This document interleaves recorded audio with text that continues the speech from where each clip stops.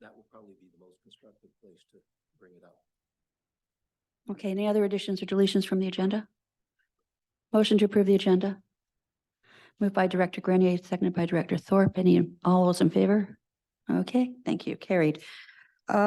Minutes. You have draft minutes. Any problems with the minutes? So move. Thank you. Seconder. Director Grenier, all those in favor? Carried. On to reports and CFO Fox. Oh, it says Colton Davies. I see finance, I think Fox, not Davies. So whoever's doing this, could they take over? Thank you.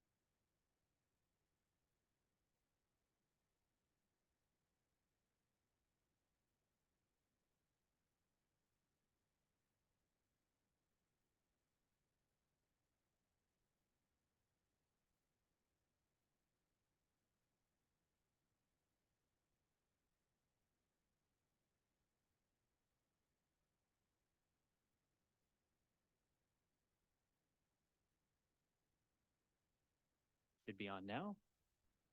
That sounds right.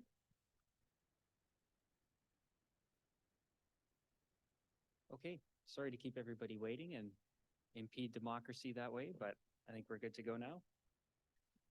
So I just wanted to give a brief presentation of some of the work we've been doing for budget engagement, some of the changes, improvements we've made, and some of the things we're working on and continuing to work to improve.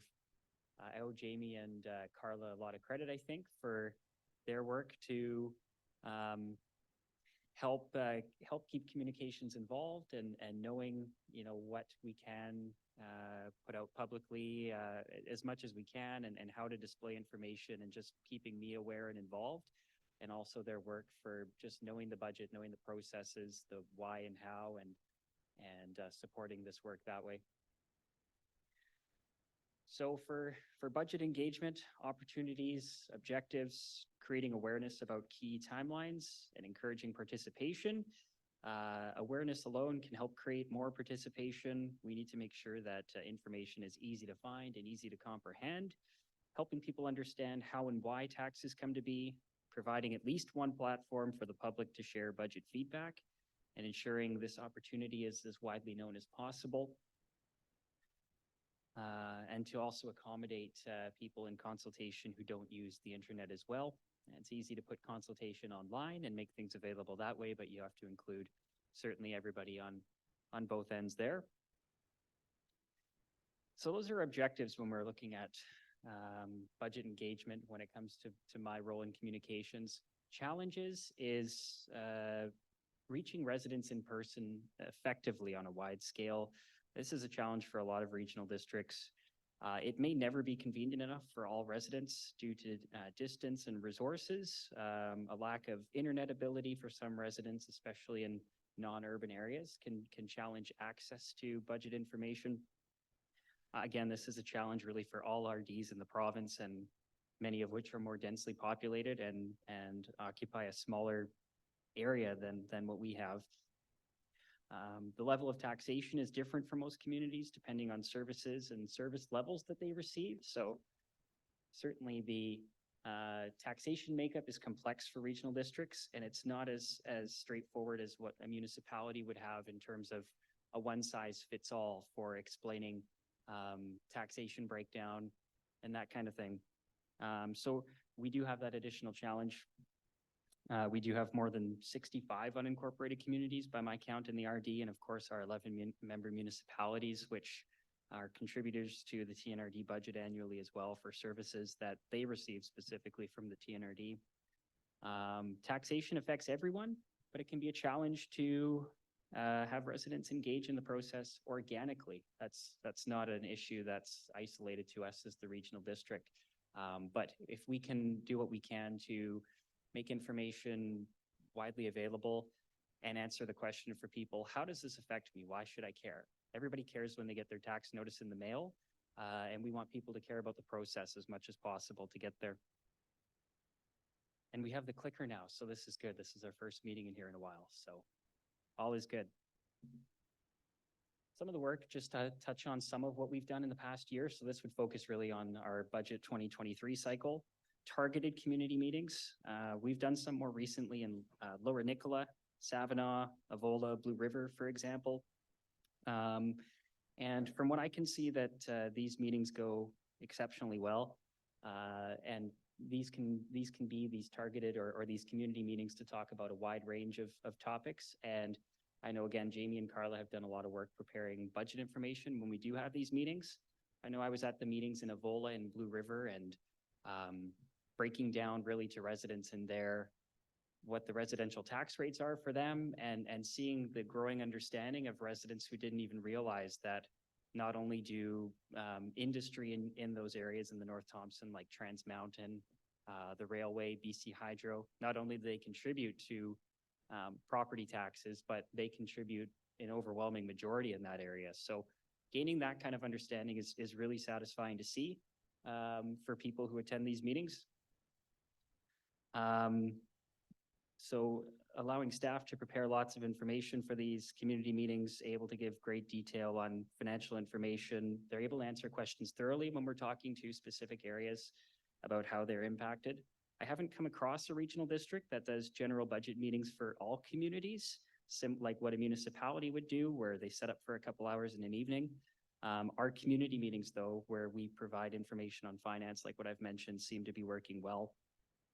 And as I've mentioned in general, providing information to residents about our TNRD budget is a lot more complex. And answers can really vary for neighboring areas. Specific questions can sometimes take extensive research and affect only the person asking the question, if you were talking about a wide-ranging meeting.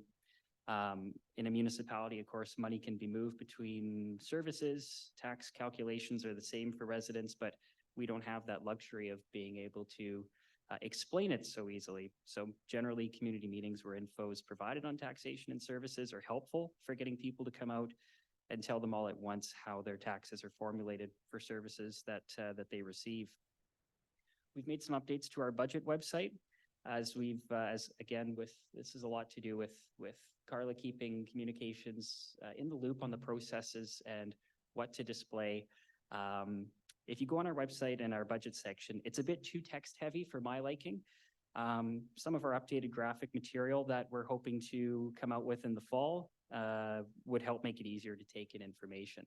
A lot of times, again, if people see that you might have incredibly valuable information on the page, but if there's a lot of text, a lot of people can just scan over it and might miss what you're trying to provide to them. So you definitely have to make it easy for the reader to take in and comprehend. Going down the list here, notice of public budget reports at board meetings, such as ahead of time when we tell people about our meetings or afterwards through the current newsletter that we put out online. Our board budget workshop, where Carla provided great information to the board in January. We shared that out and timestamped that on YouTube to make it easy for anyone looking at it to know what was talked about when. Budget news releases. We did this for the TNRD and the THRD board after these budgets were approved in late March. No gimmicks there, just high-level explanations of the budget and why and how those budgets have come to be. So doing that in the news release format also helps media understand our regional district budgeting, and that helps the general public as well. And then our regional newsletter and annual report. Again, for people who don't have the internet, specifically with the newsletter that we mail out twice a year, people who don't have the internet or don't use our website, Well, in the spring, they received our regional newsletter in the mail that had high-level information on what the 2023 TNRD budget was and why, and told them where to find more information. The fall newsletter, we haven't started that just yet, but we'll have information on budget timelines for the upcoming cycle, general information, where to learn more, and where they can share their thoughts. So how to engage? We hosted a survey, as we all know, for 30 days between February and March. We had that pretty widely promoted and advertised, and we had more than 1,200 responses. We were asking residents in each EA and municipality for thoughts on the levels of taxation and services that they're provided or could be provided. The timing was to do with strategic planning. In future years, this could be done in the fall. It is a good process, I would think, annually to ask people, what are your thoughts on your services and your taxation? And again, just with the considerations on that for strategic planning, we put this out last winter, but this might be a process where we do it again in a year from now when we're talking about the upcoming budget. Certainly, I don't think the input that people would have given on what they thought on services and taxation 6 months ago would be old in any case in this process. Director Laird.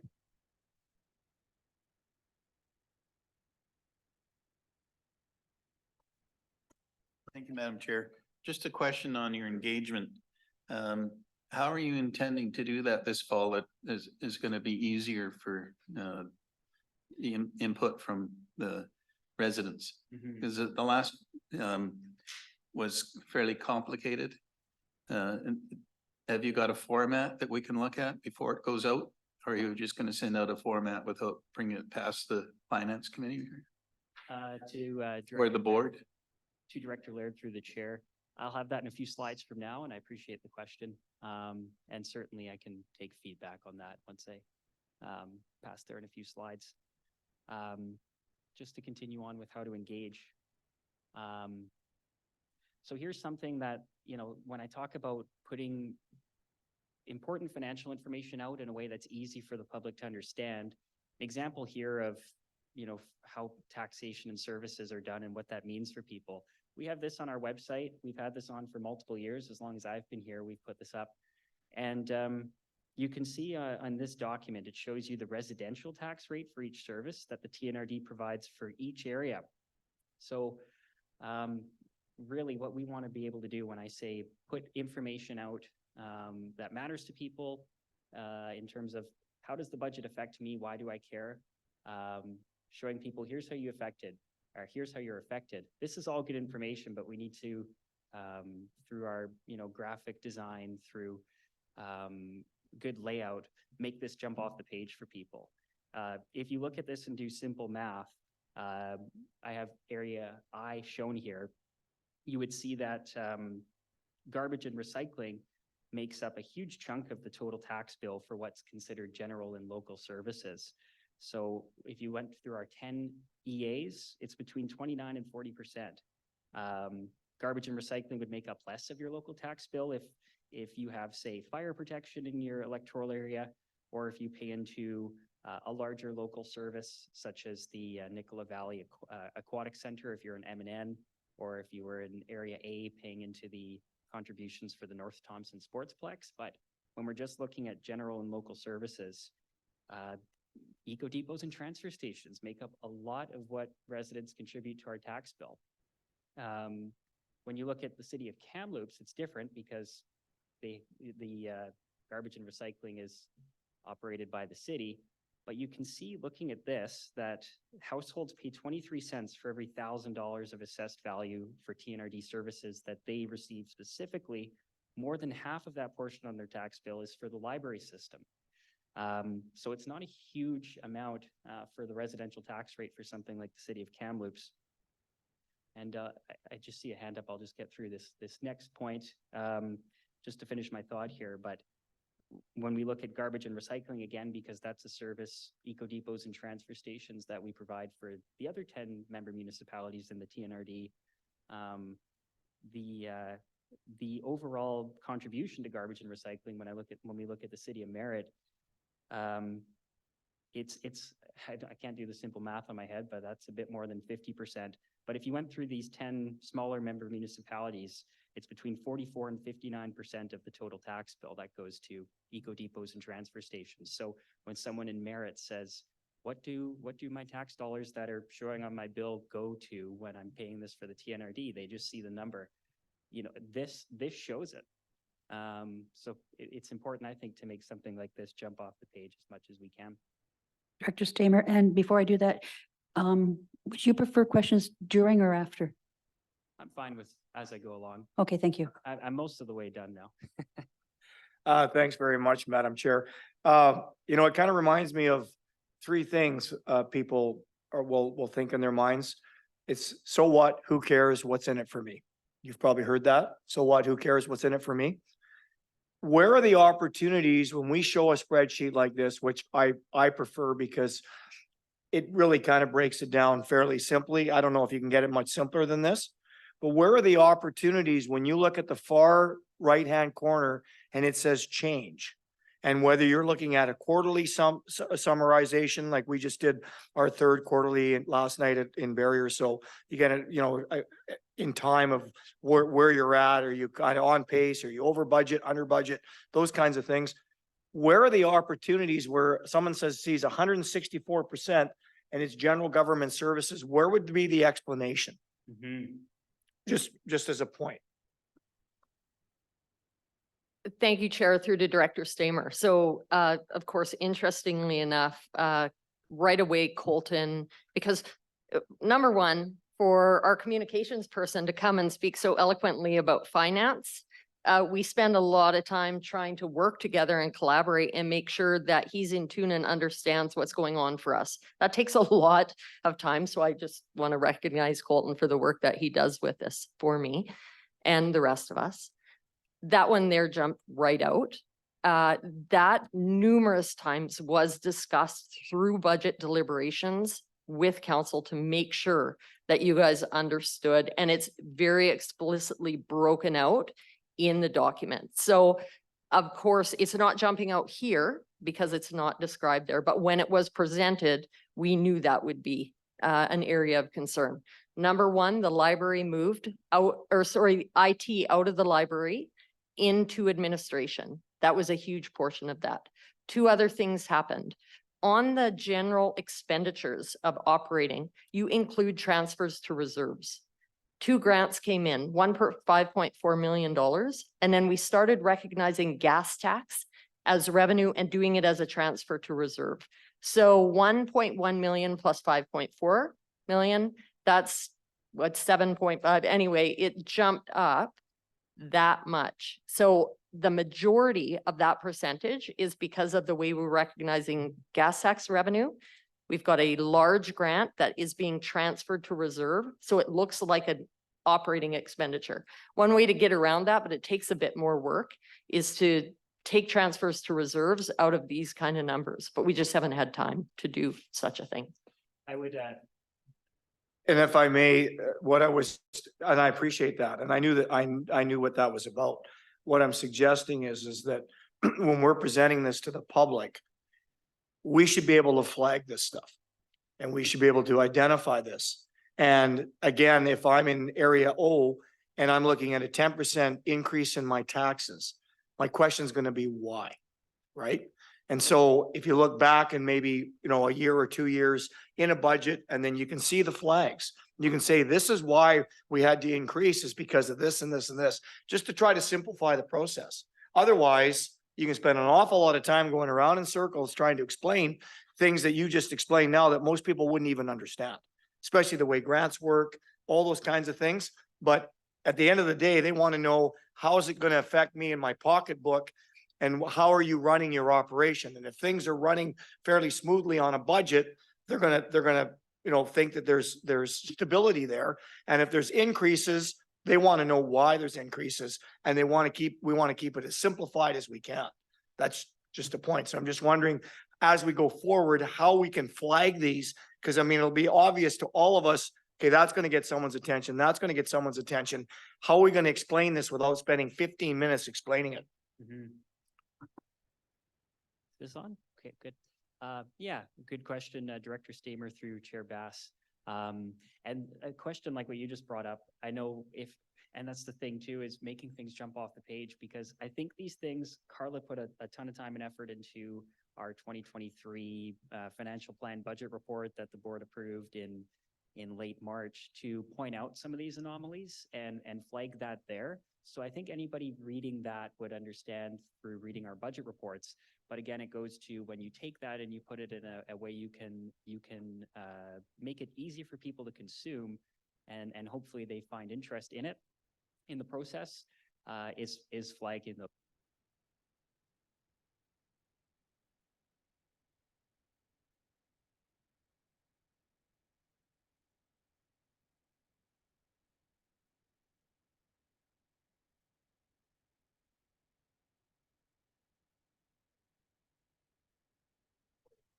Maybe it looks like Carla's back towards me here.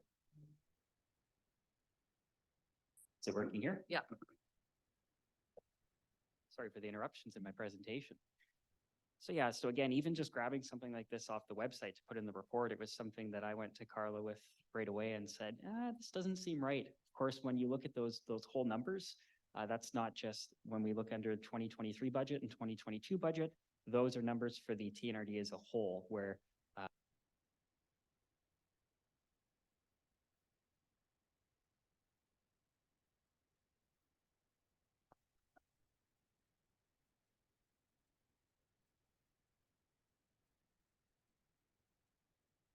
I don't know if it will, no, I can't pull it anymore. yeah, I think it can get long range there if it's facing the right way. As far as I got. Yep. Yeah. I'll just use my outdoor voice. Yeah. So again, and those first 6 columns on residential tax rates are looking at 2023 versus 2022, specifically for merit, but those 23 and 22 last budget item lines are for the TNRD as a whole. So again, this is all crucial information, but people have to look at it and understand what it means and understand an anomaly that might pop up, like the one Director Stamers pointed out. So continuing to talk about engagement, I've spoken a lot so far about our community meetings that have been facilitated by our senior managers, by our management team, and those have been highly successful where we've had them, from my understanding, certainly the ones I've been at. Continuing director one-on-ones, this was a process that Carla's initiated, said she began here for helping the board understand the how and why for line by line, each part of the budget for different electoral areas, etc. So we need to continue to make sure that we make when we have public information about our budget, such as what comes forward in our public meetings, that it's easy to view and understand. People know that it's going to come up because we've made them aware of the timelines, and it's easy for them to look up and view after the fact if they choose. Again, the regional newsletter is an option that I spoke about as well.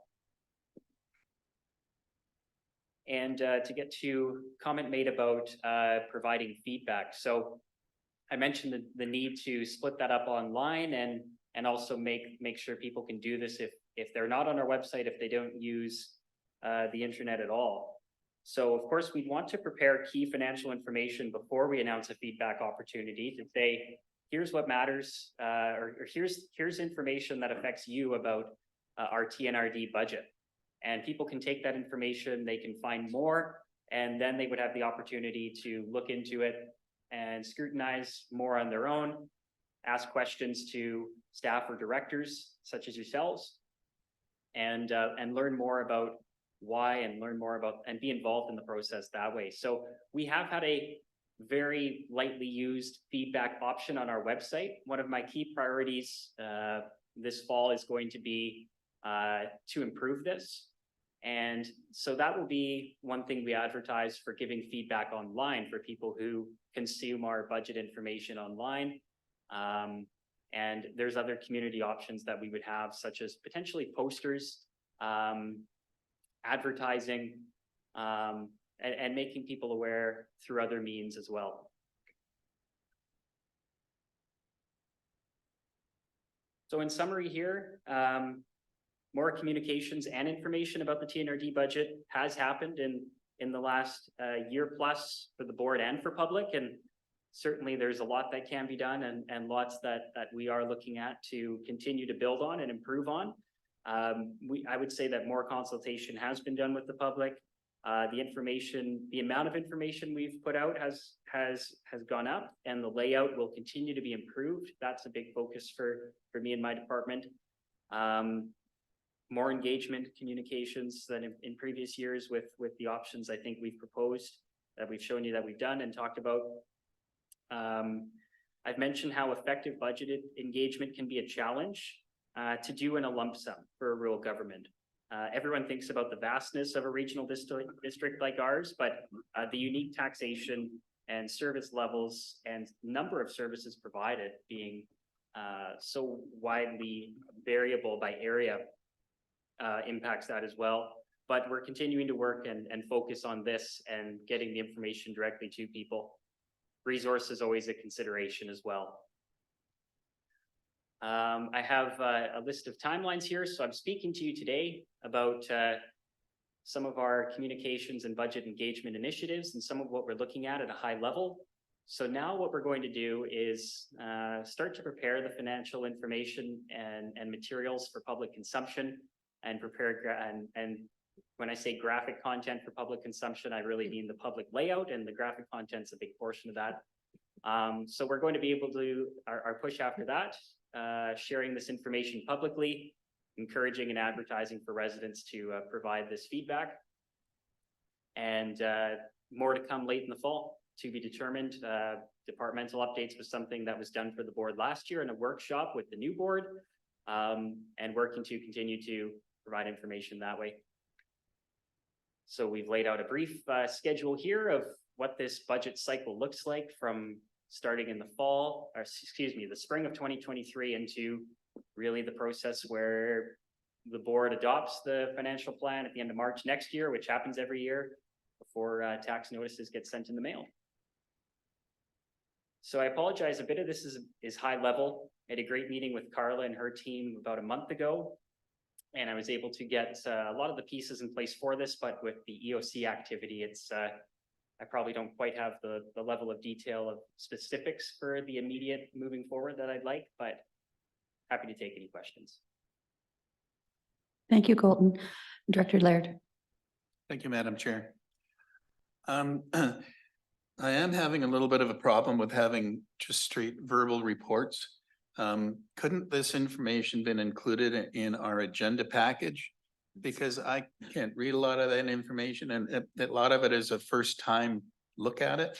So could we not have this kind of information included in our finance package when it comes out? Because there's items in there I didn't even have a chance to read. My eyes aren't that great, pretty small print, and I couldn't read it all. Even this chart here, first time seeing it. If it had been in our package, I could have looked at it and reviewed it and come with different questions, because right now I have a pretty good idea what I looked at, but not in depth. So I'd really appreciate if we, instead of having a verbal presentation, I understand the verbal presentation, but usually you have, and that's what you did. You presented the verbal presentation and you hit all the highlights and enlightened us on what it was about, that we didn't even have a chance to review any of this before we came to the board, to this meeting. So I really would appreciate that if we could have that information prior to our meetings. Thank you. Yeah. Scott. Whoever. And to Director Laird through the chair. Yeah, thank you. Very, very good. I agree with you 100%. And something like this, I could have printed off before the meeting. I was kind of putting things together at the last minute again with I don't want to make excuses, so I don't want to use the EOC as excuse with emergency management demands that I've had, but your input's noted.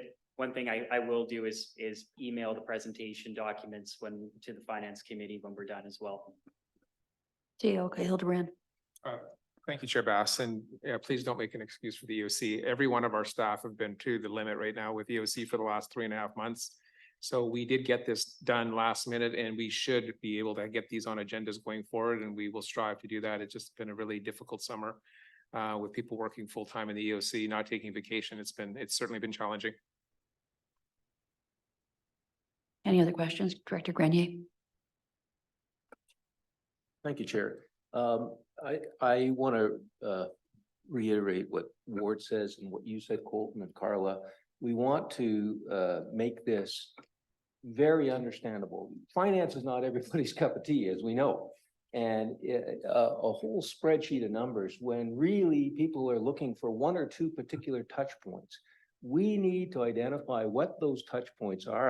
I want to talk about that later, so I'm not going to do it now, but we need to say to ourselves, what is it that a guy who's not a finance guy, what would he want to know? And we got to start there, because 160 pages and 95 silos and this 10-year capital plan, it's reams of information. We're in the forest and we can't see it.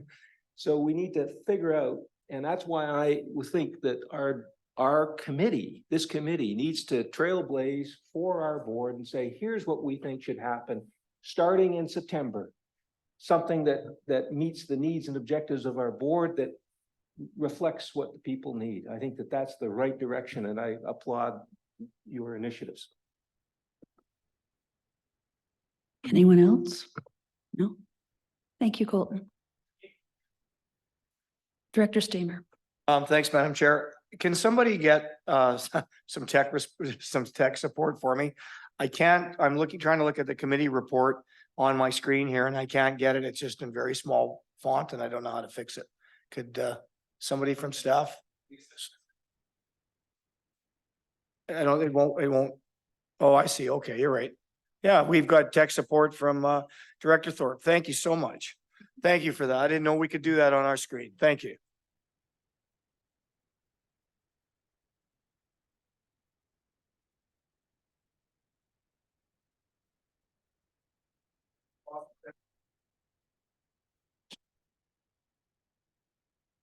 CEO Madam Hildebrand. Chair, Colton is going to send that presentation out immediately to the board, so you'll have it on your email. Thank you. I would say that Director Laird makes a really good point, because I have eyes like his, and I also find that during board meetings as well, that we rely so much on visuals that some of us can't visualize. Just a little reminder. Anyhow, moving on, are we at you now, CFO Fox? Take it over. We sure are. Thank you very much. So just want to, before I jump on to the next agenda item, which is the budget variance. The annual schedule here is what we're going to try and follow. I know that there was a mention from Colton that the budget workshop is something that we would like to continue. That is what we're requesting. I just wanted to see if it made it on the agenda here, so I'll bring it up now. So right at the beginning of November, it would be great for us to do the departmental presentations again to the board. In talking with CEO Hildebrand, that is what we would like to do. That gives us the opportunity over September and October to work together to put together the 5-year financial plan, basically focused on a provisional budget for December on 2024, and really fine tune the 10-year capital outlay. And then it would give us an opportunity to let you know how things have gone. I will talk about the budget variance and giving you guys an opportunity to see how we're doing in the year on current financials. But right now, just want to make sure that the finance committee is on board with the departmental workshop again in November. Following that, I've asked that we reconsider the finance meeting that happens in December. If the intent is for the finance committee to review a draft of the budget, bringing it to you the day before it goes to the board doesn't work. So I would request that we move the finance committee meeting to after the departmental presentations in November. So either somewhere around mid-November. And you can either choose to leave the one in December or remove it because we've met in November. Meeting right before I present the provisional budget to the board and meeting with the finance committee isn't quite as effective if we want feedback there, but we could talk about other things at the December board meeting. So those two things I just wanted to bring up here. so that the finance committee could comment on the workshop and moving that finance committee meeting. Director Laird. Thank you, Madam Chair. I'd like to make a motion that this chart that we're seeing now for the first time actually go to the board so that the board understands exactly what the timelines are and what we're looking at for the annual reporting and budget schedule. And it should be sooner than later, because this is a very important piece of information that we need to share with the whole board, not just the finance committee, and as soon as possible, so they have an opportunity to look and make comments on it as well, and understand exactly what's going to be required of them as area directors and representatives at the board. So I'd like to make that a motion. CAO Hildebrand, I don't think we would need a motion for that. Can we not just give direction? I would like to make it a motion. You want to make it a motion? Is there a seconder? Seconded by Director Grenier. Discussion? No discussion. All those in favor?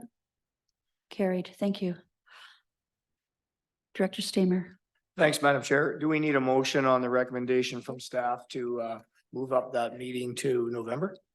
Oh, we're making motions, so let's do that. I'll make that motion. Seconded by Director Thorpe. Any discussion? Director Grenier.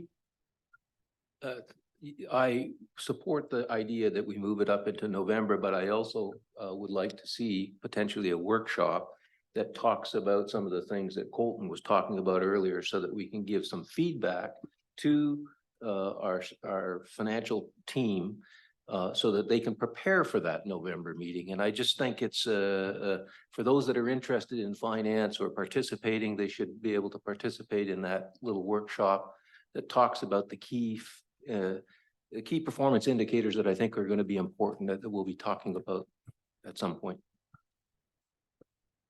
Director or CO Hildebrand, is that getting too far into operations, or is that still something the governance board should be overseeing?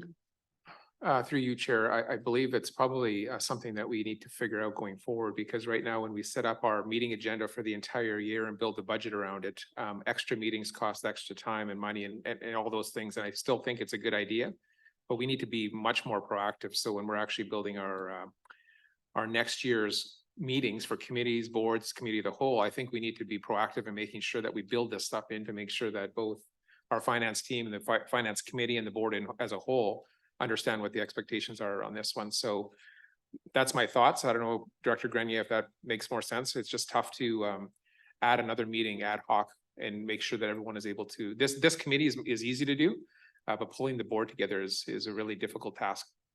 Director Grenier. I'm not really talking, thank you. I'm not talking about pulling the whole board together. I'm only talking about pulling the finance committee and any other director that's interested specifically about some of the presentations that we're trying to put together. So key performance indicators, if we had some idea of what it is we wanted to see in September and October, that would certainly help the process in November with the greater board. I think that this committee is supposed to trailblaze. I understand that there's been tremendous progress from the last council. When I heard last year about the budget coming up, it was there was a great performance from the previous years. I think we own this budget this year. This is this council's budget. And I think we got to start off on the right foot by saying, what is it that directors want to see in the report specifically? Key performance indicators that we can then touch on when we talk to our constituents and somebody says, well, how much is it on a per capita basis? How much is it on a household basis? How much is it on a rate per thousand basis? That we have prepared for those types of questions. Those are the things that I think we need to start focusing on. Enough. CO Hildebrand. Thank you. So my only comment there was we probably need to take that to the board for direction then. Like, so I think if that's what we want to do, I think the board needs to make the decision about adding another committee meeting. Just from a process standpoint, I think, Mr. Jeremiah, I think that would be the right way to do it. It's just making sure the board is aligned with adding another committee meeting in the direction that the committee is proposing. Does that make sense? Yeah. Okay. All right. Thank you. Any other discussion? I've lost track of where we are. We passed that motion. Yes, no, I'll call the question. All those in favor? Thank you. Carried. CFO Fox.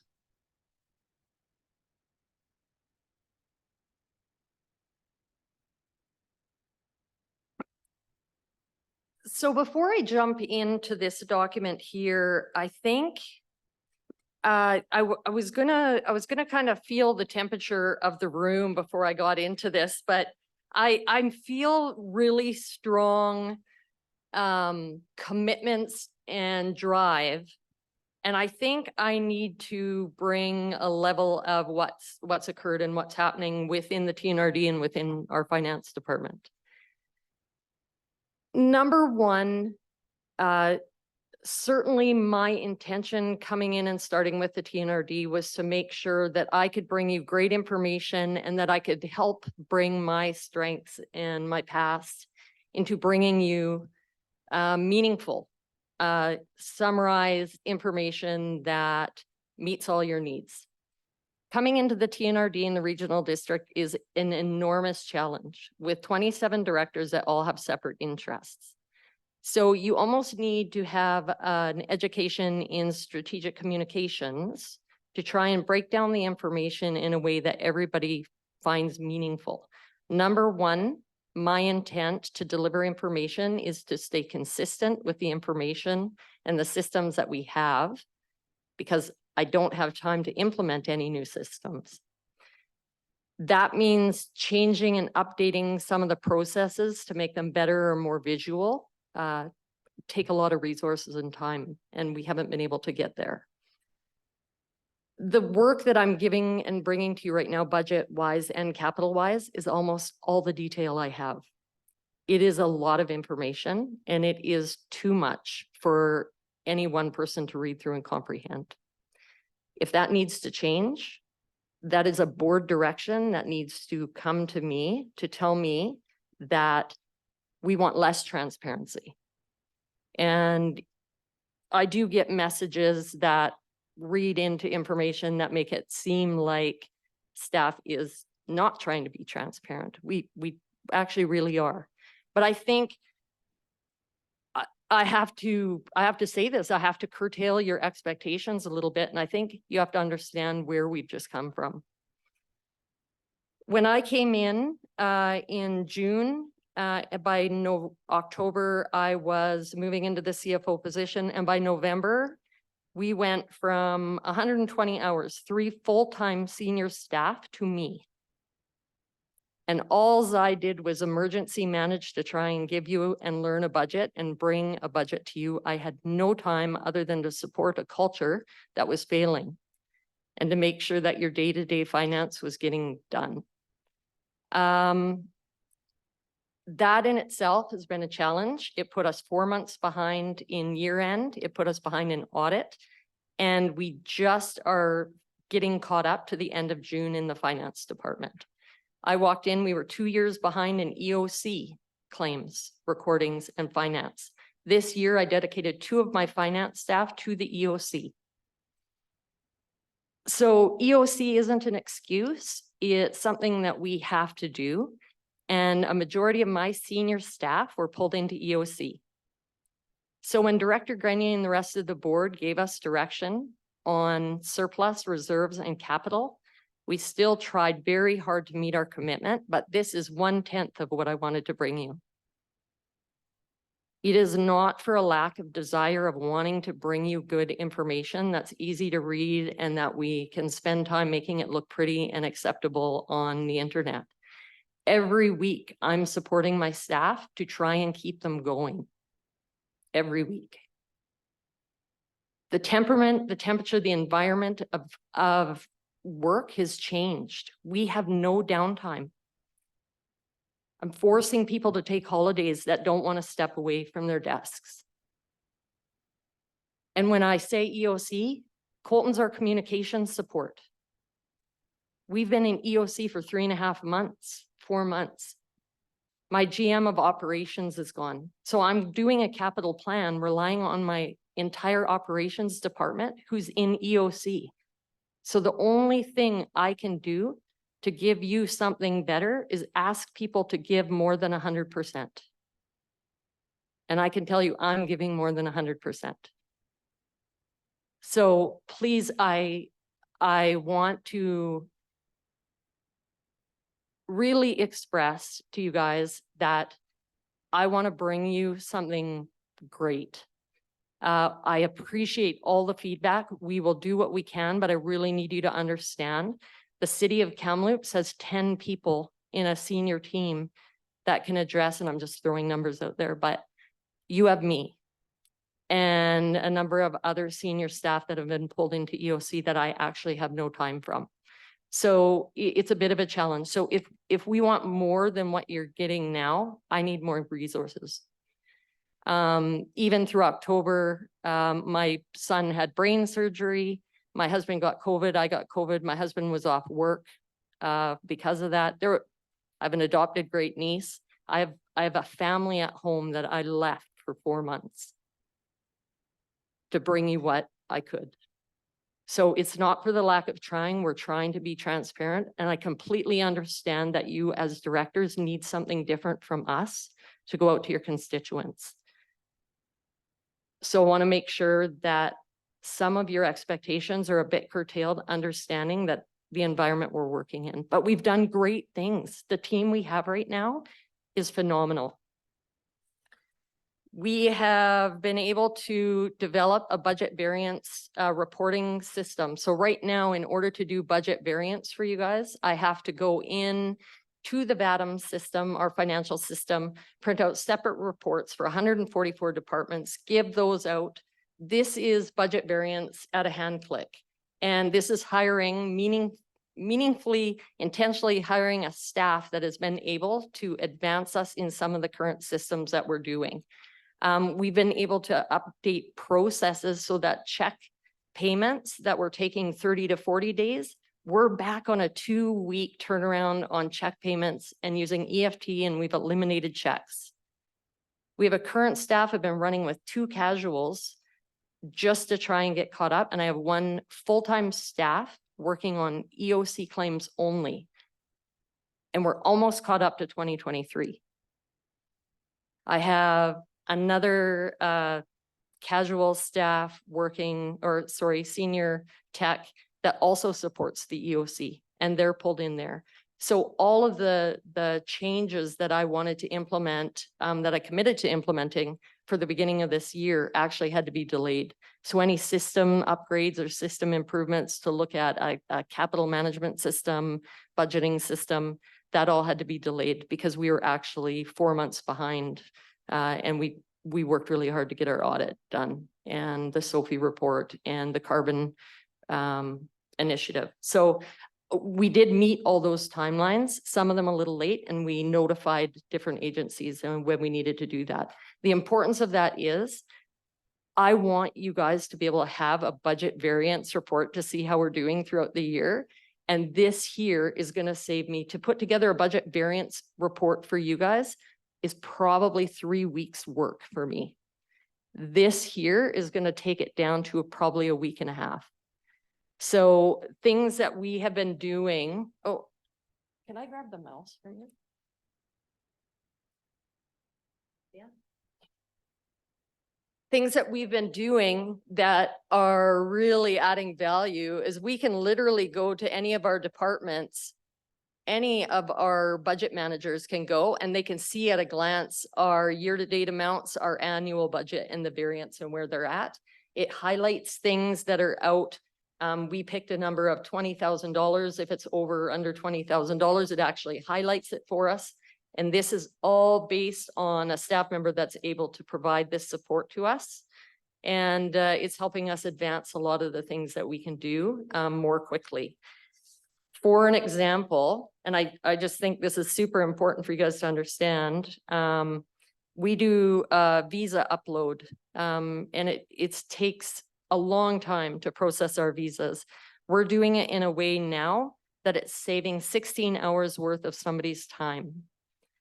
We are doing employee expense compiler. We're saving an hour of someone's time. We do a general bank reconciliation for our general bank account. We implemented a process that's saving 28 hours of someone's time. We were not able to meet our day-to-day. In order to do a turnaround of 2 weeks, our staff have not been able to achieve their day-to-day because they're too overwhelmed and overworked. So I have 2 lists of success stories that we've accomplished that are things you guys don't get to see.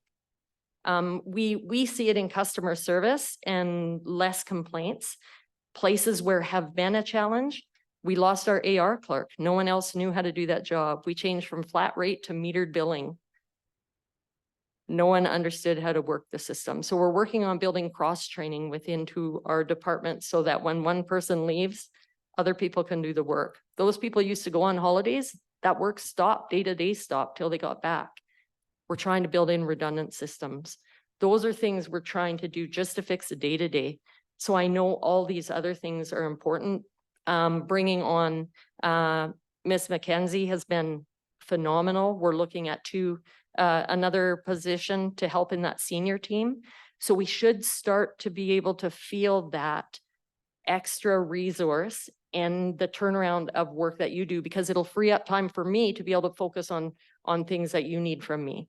But that's been a real challenge for me, as well as of April, when my health started to decline, leave on time and go home to my family, because obviously that became more important. And I could no longer give 150% at that point. So we have a staff that's committed to doing the work that you're requesting. Please don't think when you're requesting it, we're ignoring you. We really want to deliver what you want, and we see the things that you need support from us. We're trying to meet with you one-on-one. I know Colton said that I started the meeting with directors. They did meet with directors prior to my time. That didn't start with me. We do it a little bit more collaboratively, where we're really doing a focused effort to do that. The budget variance document I wanted you to see, because I want you to know that we're trying to deliver this to the board. And as a finance committee, when we commit to saying we're going to bring you a semi-annual budget variance, I want you to know it's there and we're working on it. Because we were so far behind, my intent was to get this to you in August. I ended up having to prioritize all the capital planning stuff and try and get my team, who was in EOC and then trying to take time off in summer holidays. They're the ones that are supporting me getting all the capital information. So it really has been a struggle. We want to get you the information ahead of time, and you are going to see a couple verbals on here because I just didn't have time to do it for you. But I'll talk about that. So is there... CFO Fox, I've been ignoring Director Stamer while you were speaking, but he's now insisting.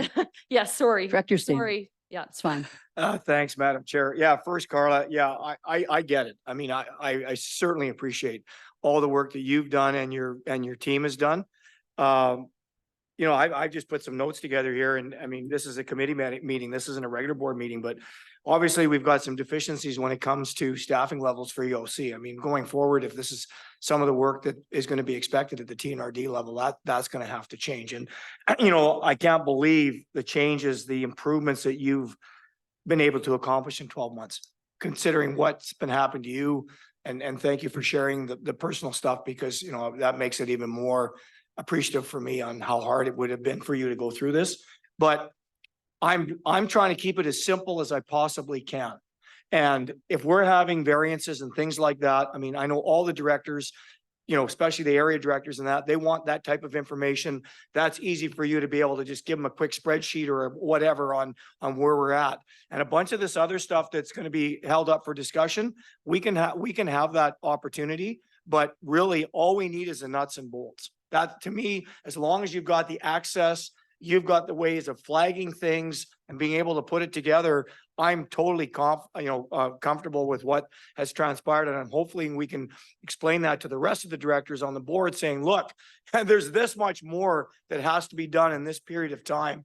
And please thank the finance department, because it's got to be overwhelming. I know I'm good with numbers. I'd be overwhelmed with all the different changes that you've made, all the redundancies that you've had to get rid of, all the efficiencies that you've identified. That's impressive, and not being able to have anybody to back you up is outstanding. So thanks very much for that. But again, as some of the directors have mentioned, we should keep it as simple as we possibly can. And that way it makes it so much easier to go back to the initial information than having, you can refer it back to page 55 if you want. But summarization is so much better than trying to give us a 2-hour presentation because there's so much other stuff going on. It just gets lost in translation. And just to build on what Director Stamer's saying, it's why I asked about getting too far into the weeds, because I think sometimes directors can ask for way too much information because they want it and they think they should get it, but they're not, but it's just adding pressure to you. And I'm, like I was concerned when you said that you're having to force your staff to take time off. I'm betting that you have staff who end up in tears sometimes trying to keep up with all of the work. So to ask for more at this time when we're coming out of EOC, you're short-staffed. You're also fixing a lot of mistakes from past years. I think it just shouldn't happen. So I'd like to thank you and your staff for everything you've been doing. And you want to keep giving a report now? Thank you. I hesitate to bring the personal stuff in it, but I really wanted you guys to understand that we really want to do good. I honestly am the only person you have working for you in the finance department because of the rest of the team is focused on the day-to-day, but I am trying to bring on a position that will be more support to me. Although of course, all the work that they do every day is making sure what I bring you is accurate and up to date. So our key is making sure I bring you a budget variance that, like I said, we're just closing off June to make sure that was up to date.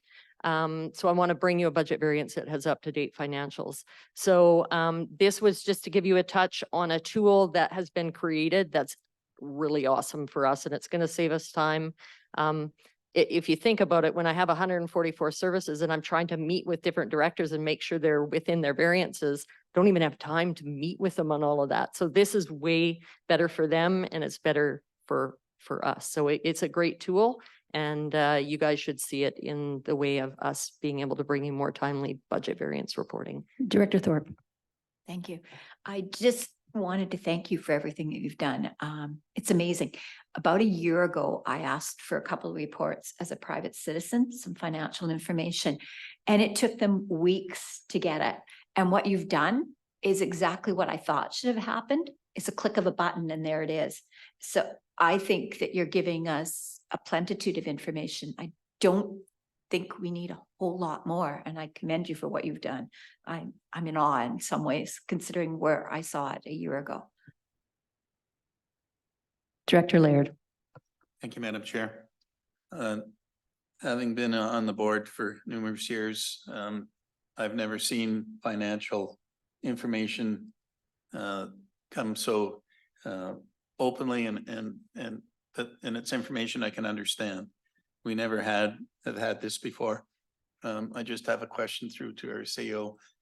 Scott, do we need to review our finance department and see where we're lacking in staff and bring it back a report to the board asking for more staff in, because we can see just what we've been looking at as a finance committee, the amount of work and what needs to be done. So do we need to review that and make sure there's enough staff and time, especially when they have to go into the EOC and we lose 2 or 3 key players in the finance department so that their daily work isn't done? So that's just a question I had. Thank you. Thank you for that question. And through the chair, it's something that it's work in progress. It's something that we're already working on. Carla and I are talking about what that structure is going to look like in the future. EOC is a struggle because you never know what's going to happen, right? 2022, it was like clear sailing compared to 21 and 23. The other thing is the Emergency Program Act is changing now, and there's going to be much more of a download in the future. So we as a board and an organization need to really understand kind of what we're going to need to do once that act changes, and we're going to start to see that information come out this fall. So we don't want to make any quick changes right away until we really understand what the expectations are. But to your question, though, that work has already been in discussions with Carla and I on a regular basis. We kind of know what roles we need. Not all of them new. We just need to restructure. I talked about a new, in Blue River, I talked a little bit about succession planning and a new structure that we're proposing. You're going to see that tomorrow at the board. That'll help us with efficiencies and using new technology and trying to streamline things. So you'll see that presentation tomorrow in the closed meeting from me.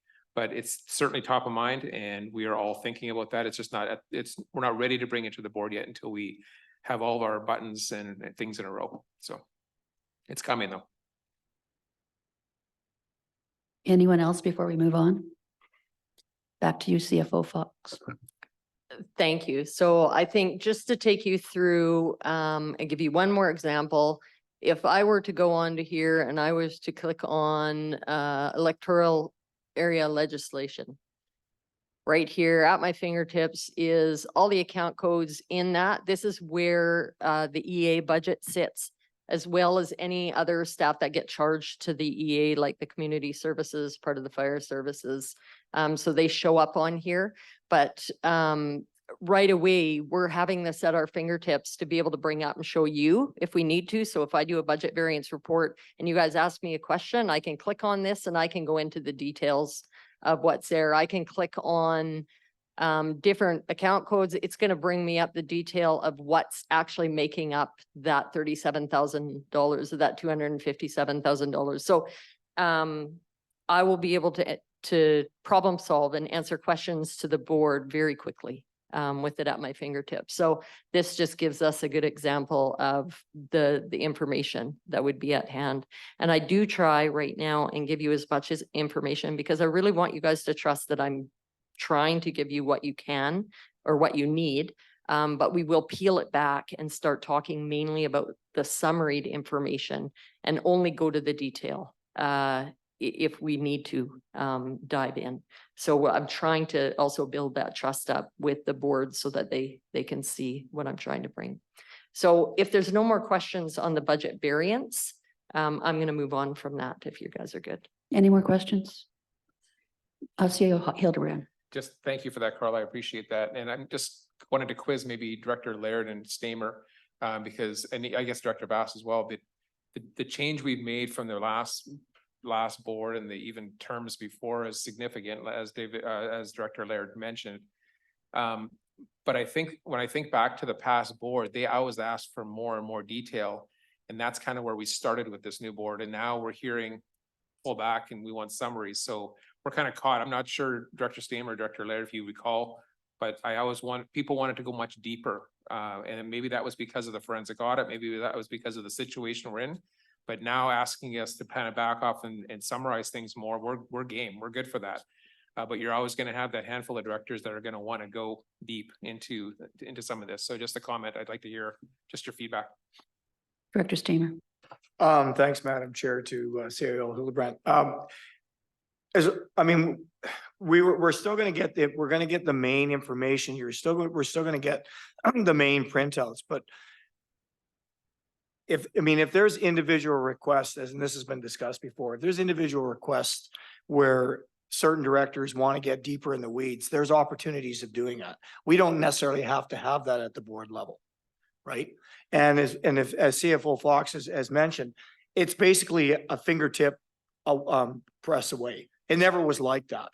So a lot of those kinds of requests and questions can be answered very quickly. It doesn't take a half an hour to try to delve in and find it. Money's over in this account. Or no, it's actually in this account. That kind of stuff hopefully isn't going on. And that goes back to the accountability and transparency, right? And so I can certainly appreciate it because I can almost guarantee you that there's probably a whole lot more work going on at the TNRD level from a finance perspective on Area O than there is from the municipality of Barrier. Because we've got our own infrastructure, we've got our own team. So it makes it that much harder, on TNRD because of the area directors and the composite, the 144 departments that we have. So, maybe those expectations are a little bit too high from some of those directors, and maybe those are the opportunities to have a one-on-one meeting with the finance department if there's things pertaining to theirs. But as a board, as a complete board, I don't think we need, like I said, we can refer back to page 55, but we don't have to go through 100 pages of it. That's why hopefully we get it 2 weeks in advance so we can go through it. If there's specific questions that are dealing with a significant portion of the board, those questions should be asked. It shouldn't be, Director Hayward shouldn't have to ask a question from Area O for the rest of the board unless she's trying to make a point. you know, that's the type of question that should go directly to finance and they can do it over a cup of coffee. I think that's what, you know, I see CFO Fox nodding her head. So I think that's what I meant about and then from there we can, so when someone's watching us on TV and they see what we're doing, then when we take it out into the communities, it's very similar. And it may be a little bit more complex at the beginning of the presentation because we have to show this. And then all of a sudden there's a summary. And then there's flags and there's, you know, sort of an understanding of what's actually going on. And then there can be questions asked. And if you have the same opportunities to access information through Wi-Fi, through a secure network, if there's a finance official there, you can get some information if you need, or it can be given to you at a later date. Does that make sense? I think we just should be simplifying the process because there seems to be so much more being added to it that it just takes that much longer to explain it. Director Lair, did you want to add anything?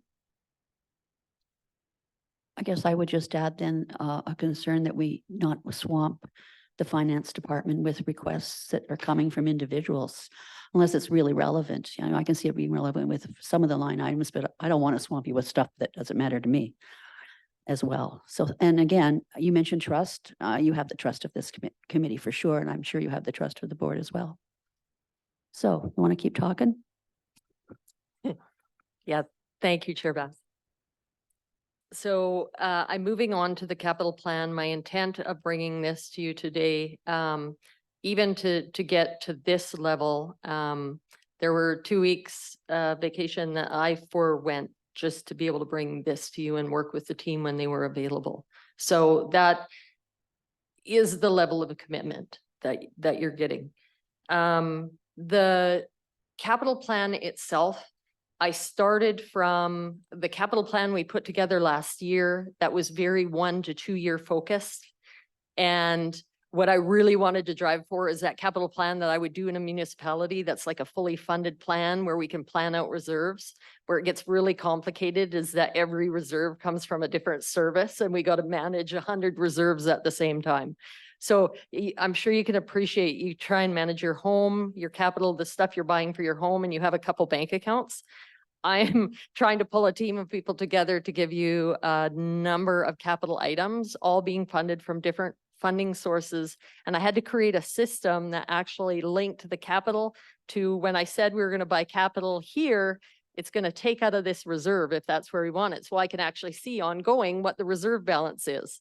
So I developed that system at the same time. So it was like developing a bank management system for 100 different reserves in Excel, which is a little scary at times, but it's fairly good. It's a good tool. I'll use it and work with my budget managers over the next 2 months to make sure that we have a kind of a realistically funded plan. This plan goes 10 years out. The one that'll come in the 5-year financial plan is the 5 years, but we will be maintaining a 10-year capital plan outside of that 5-year financial bylaw. Certainly, if we wanted to do a 5-year or a 10-year financial bylaw with capital, we could. It just wouldn't mesh up with the operating right now. So that's why I'm proposing to do it at the 5-year mark for that. You can see I've broken down here by what we refer to as departments that are made up of a number of different services to summarize the total capital. The tangible capital asset list I started with, which is the financial document to track capital assets that we capitalize and document within our financial statements. So it lists every capital item that we have historically on there that hasn't been removed, that has been fully even if it's fully depreciated, and then had to come up with a plan on how to plan this out in the future. So just coming up with the system took a bit of time, and it's not perfect, but it's a system that one of my support people that I'm working with right now is really able to help me summarize data and bring it to you in a better way. So I can appreciate that. I think there's 588 capital items on this list. And I have a total document that's 2,500 lines long. So you didn't get it all because you didn't need to see the stuff that wasn't in the 10-year scope. So Director Stamer. Thank you, Madam Chair. Can I just make a point? And this is just for me. I mean, I don't have an accounting background other than our logging company, but When I see something like this makes absolutely no sense to me. And you know why? Because every total changes across the board without any explanations on why. Okay? Mhm. That's why I was talking about simplification, because there will be explanations, but when you look at protective services going from 4-2 to 5-3 to 1-2 to 2-1 to 1-6, I'm Joe Blow Public. There is no way I'm going to understand what that means. Because normally Joe Blow Public's going to think about 3%, 4%, 5%, 7% increases, right?